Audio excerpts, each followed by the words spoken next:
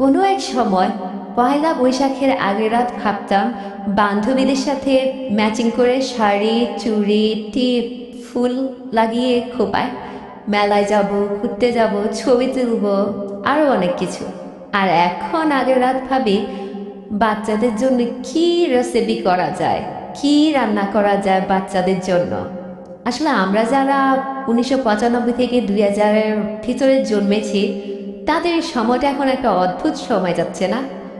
রান্না করতে করতে মনে পড়ছে যে স্কুল লাইফের কথা, কলেজ লাইফের কথা, যে আমরা কতই না কতই না খুশি ছিলাম।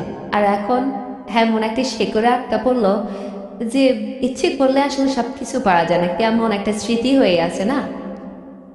আজকেও আমি এই যে রান্না করতে করতে আমি ভাবতেছিলাম, নিস, যদি আগের দিন ফিরে পেতাম। আগে কি করতাম?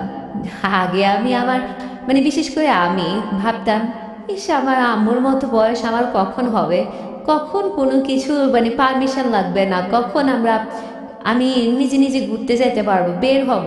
কিন্তু এখন এখন ইচ্ছা আছে, পারমিশনও নেওয়া লাগবে না, কিন্তু বের হতে পারছি না, ঘুরতে পারছি না। হয়তো বেশি বেশি ওরা বান্ধবীদের একটা কল মেসেজ দিয়ে উইশ করতেছি, জানাচ্ছি কি করছিস, কি করলি তোরা আজকে, নিজে কি করলাম। আসলে আমার মায়েদের এখনো ওরা কত স্যাক্রিফাইস করতো আমাদের জন্য, আমার জন্য। আমাদের মারা কত কিছুই না আমাদের জন্য করলো।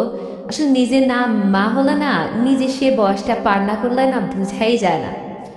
আসলে আজকে আমার এই কথাগুলো সম্পূর্ণ হচ্ছে আমার আম্মুর জন্য। আমার আম্মুকে আমি পয়লা বৈশাখের শুভেচ্ছা জানাচ্ছি।